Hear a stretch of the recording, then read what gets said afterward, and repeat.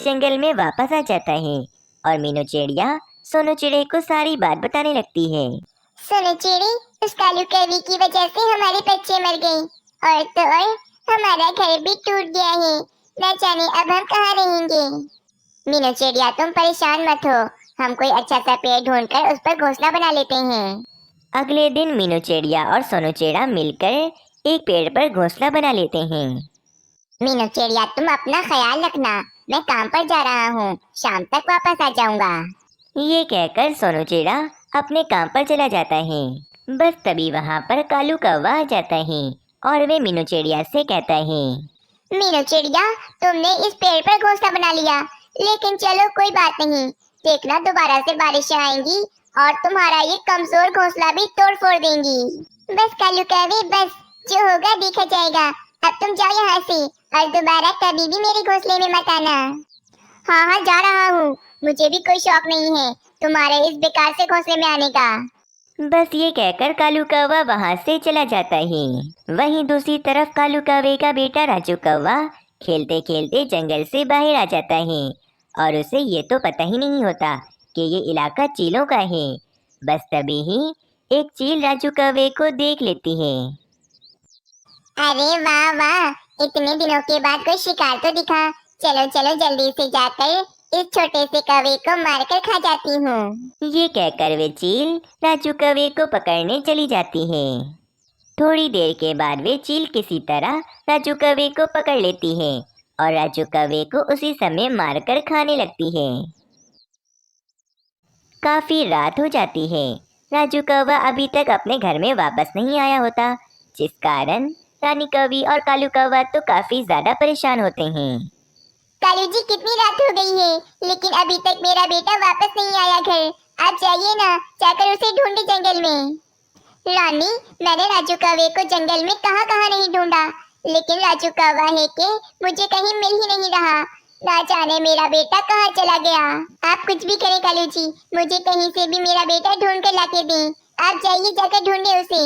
मुझे तो लगता है ये सब कुछ इस मीनू चिड़िया ने किया है, क्योंकि मेरी वजह से उसके बच्चे मर गए थे ना, जिस कारण मीनू चिड़िया अब मुझसे बदला ले रही है और मेरे राजू कौवे को उसने कहीं छुपा दिया है। तो कालू जी, चलें, हम चलकर मीनू चिड़िया से ही पूछते हैं कि आखिर उसने हमारे राजू कौवे को कहाँ छुपाया है। फिर रानी कौवी और कालू कौवा फौरन मीनू चिड़िया के पास जाते हैं। कालू कौवे, मेरा यकीन करो, मैंने तुम्हारे राजू कौवे के साथ कुछ नहीं किया। मुझे तो पता ही नहीं है कि राजू कौवा कहाँ है।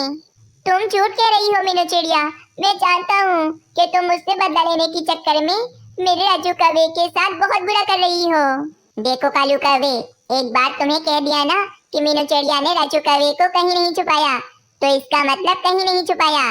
चलो चलो, अब यहाँ से चले जाओ, हमारी नींद मत खराब करो तुम दोनों।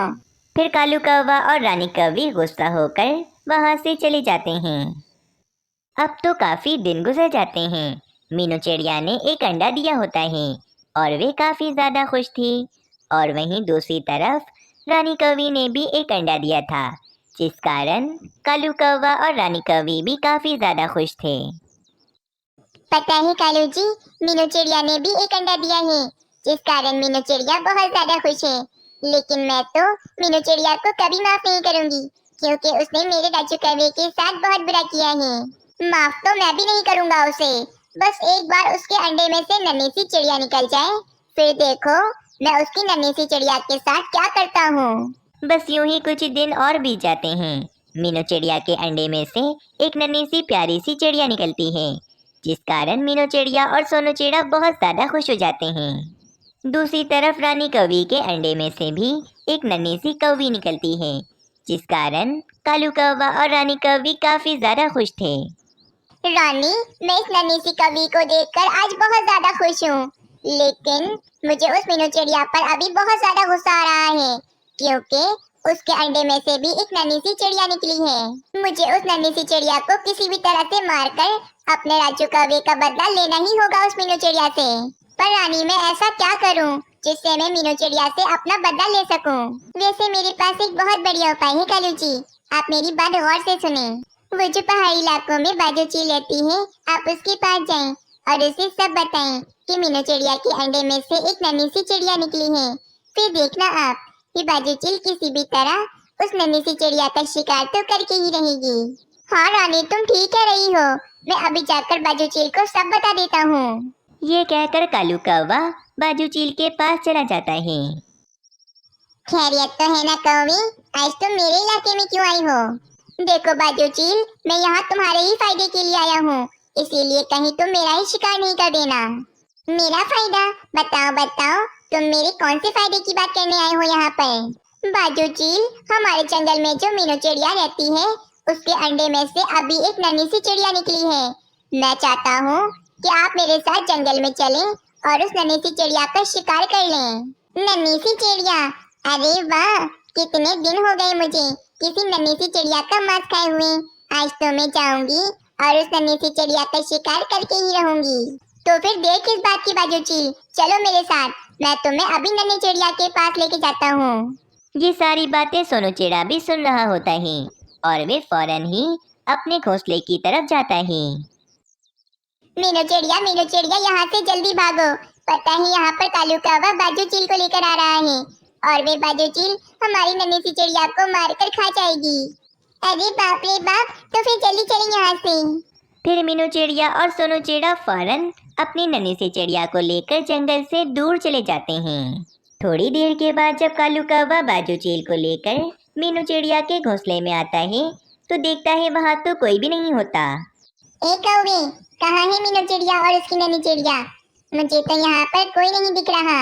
बाजूचील, मेरा यकीन करो, मीनू चिड़िया और उसकी नन्ही चिड़िया अभी थोड़ी देर पहले यहाँ पर थे। न जाने वे कहाँ चले गए। मैं सब जानती हूँ, तुम जैसे फारिक कौवे हम जैसी चीलों को बेवकूफ बनाते हैं और हमारा मजाक बनाते हैं।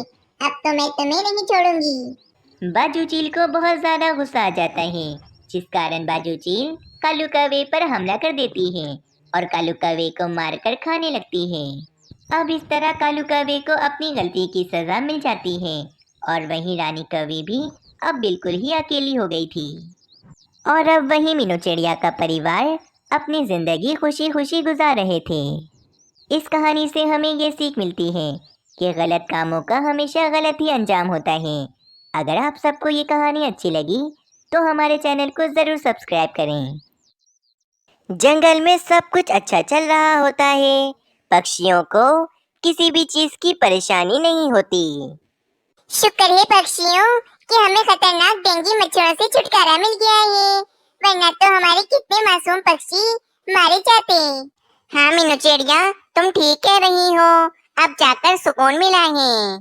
वहीं दूसरी तरफ एक मच्छर अपने सरदार से कहता है, महाराज, आपका भाई दूसरे जंगल में पक्षियों में डेंगू वायरस फैला रहा था, जिस कारण उस जंगल के पक्षियों ने आपके भाई के साथ सभी मच्छरों को मार डाला।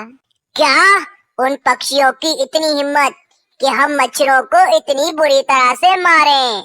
मैं उन्हें नहीं छोड़ूंगा। मैं उन जालिम पक्षियों से अपने भाई और बाकी मच्छरों का खून का बदला लूंगा। बस फिर क्या था, मच्छरों के सरदार के कहने पर सारे मच्छरों को बहुत ज्यादा ही गुस्सा आ जाता है।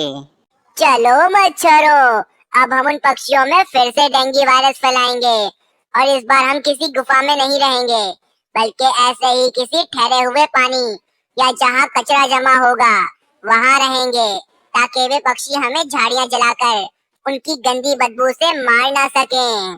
बस फिर क्या था, मच्छरों का सरदार और सारे मच्छर गुस्से में उस जंगल में चले जाते हैं। रानी, ये देखो, हमारे टमाटर के खेत में कितने सारे टमाटर खराब हो गए हैं। मैंने तुम्हें कहा भी था कि इन्हें तोड़ लो, परंतु तुम मेरी बात सुनती ही कहाँ हो। अरे भाई कालू जी, मुझे क्या पता था कि ये टमाटर खराब हो जाएंगे, लेकिन अब हमें बिना बहस किए इन खराब टमाटरों को तोड़ना होगा, वरना इनके साथ साथ सही टमाटर भी खराब हो जाएंगे। फिर कालू कौवा और रानी कौवी कुछ देर में वे सारे खराब टमाटर तोड़ लेते हैं। रानी, ये सारे खराब टमाटर मैं अपने जंगल की कचरा फेंकने वाली जगह पर फेंक के आ जाता हूँ। परंतु कालू जी, हम पक्षियों ने ऐसे ही उस साफ जगह को कचरा फेंक फेंक कर उसे कचरा फेंकने वाली जगह बना दिया है। अगर मिट्टू महाराज को ये पता चल गया तो वे हम मच्छर गुस्से में उस जंगल में चले जाते हैं। रानी ये देखो, हमारे टमाटर के खेत में कितने सारे टमाटर खराब हो गए हैं। मैंने तुम्हें कहा भी था कि इन्हें तोड़ लो, परंतु तुम मेरी बात सुनती ही कहाँ हो।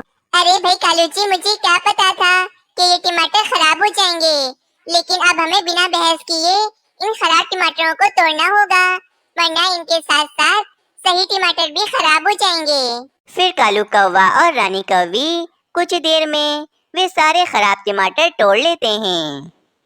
रानी, ये सारे खराब टमाटर मैं अपने जंगल की कचरा फेंकने वाली जगह पर फेंक के आ जाता हूँ। परंतु कालू जी, हम पक्षियों ने ऐसे ही उस साफ जगह को कचरा फेंक फेंक कर उसे कचरा फेंकने वाली जगह बना दिया है। अगर मिट्टू महाराज को ये पता चल गया तो वे हम पक्षियों पर बहुत ज्यादा गुस्सा होंगे।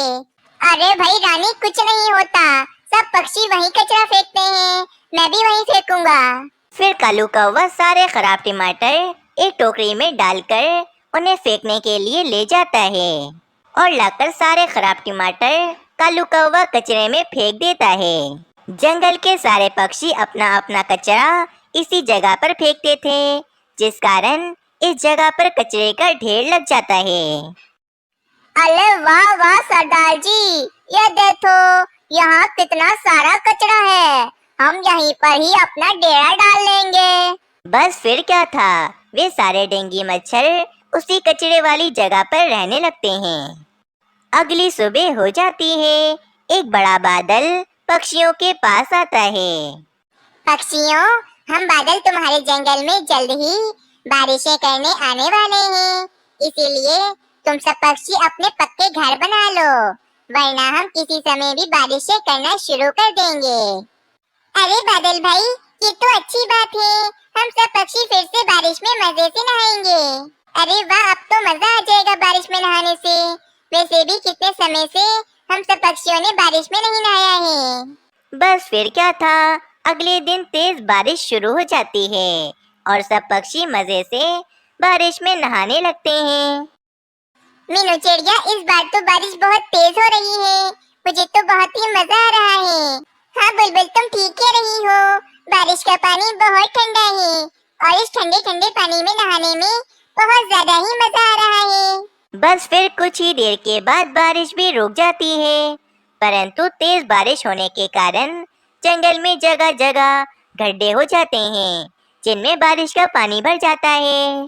पानी जमा होने के कारण इस पानी में और भी ज्यादा डेंगू मच्छर पैदा हो जाते हैं और आहिस्ता आहिस्ता जंगल के कुछ पक्षी बीमार होने लगते हैं। अरे तोती, ये अचानक इतना तेज बुखार कैसे चढ़ गया मुझे? अभी तो बिल्कुल ठीक था मैं। बहुत कमजोरी भी हो रही है मुझे, लगता है वैजी को दिखाना ही पड़ेगा। तोते जी, आप चिंता न करें, मैं उल्लू वैजी को अभी बुला कर लाती हूँ। फिर कुछ देर के बाद उल्लू वैजी आ जाते हैं और तोते को चेक करने लगते हैं। तोती बहन, तोते भाई, ये तो डेंगू मच्छर वाला बुखार चढ़ गया है।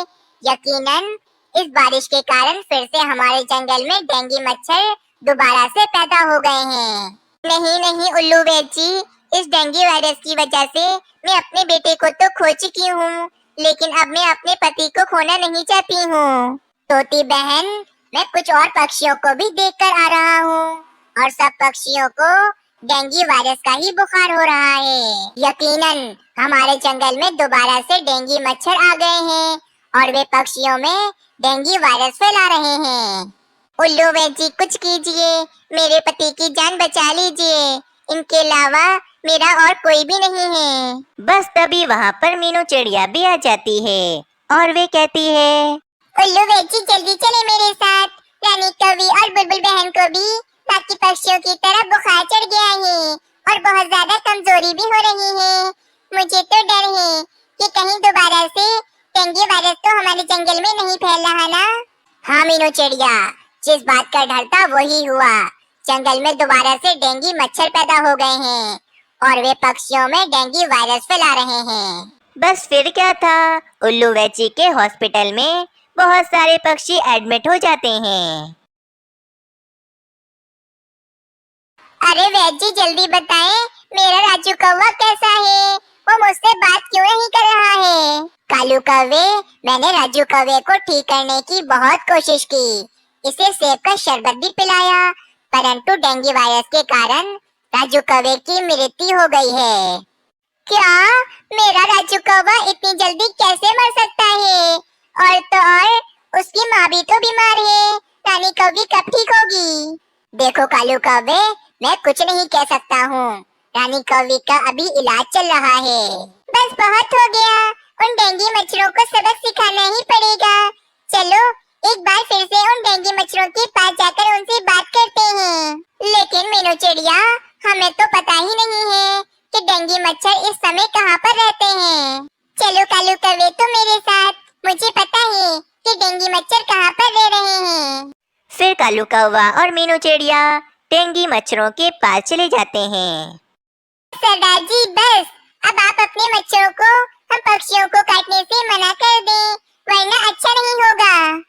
अरे अरे मीनू चिड़िया, अब तुम मुझे धमकी दोगी। अगर अभी हम चाहें तो तुम दोनों को काट काट कर मार दें, परंतु मैं ऐसा नहीं करूँगा, क्योंकि मुझे तुम सब पक्षियों से अपने भाई का बदला जो लेना है। इसीलिए मैं तुम पक्षियों को तड़पा तड़पा कर मारूंगा। और याद रखना, जब तक कि मेरे भाई का बदला पूरा नहीं हो जाता, मैं तुम पक्षियों को नहीं छोड़ूंगा। अरे भाई जाओ यहाँ से, सरदार की बात मानो और यहाँ से चले जाओ। तोतले मच्छर, तुम तो चुप ही हो जाओ, बिल्कुल मत बोलो तुम। फिर मीनू चिड़िया और कालू कौवा उदास होकर वहाँ से चले जाते हैं। मीनू चिड़िया कुछ करो, डेंगू वायरस की वजह से बहुत से पक्षी मारे जा चुके हैं और अब तो हम झाड़ियाँ जलाकर उन मच्छरों को मार भी नहीं सकते, क्योंकि वे चालाक मच्छर अब गुफा जैसी बंद जगह पर नहीं रहते जहाँ धुआं भर जाए और वे मच्छर मर जाएं। परंतु अब कुछ उपाय तो सोचना ही होगा, वरना हमारा पूरा जंगल खत्म हो जाएगा।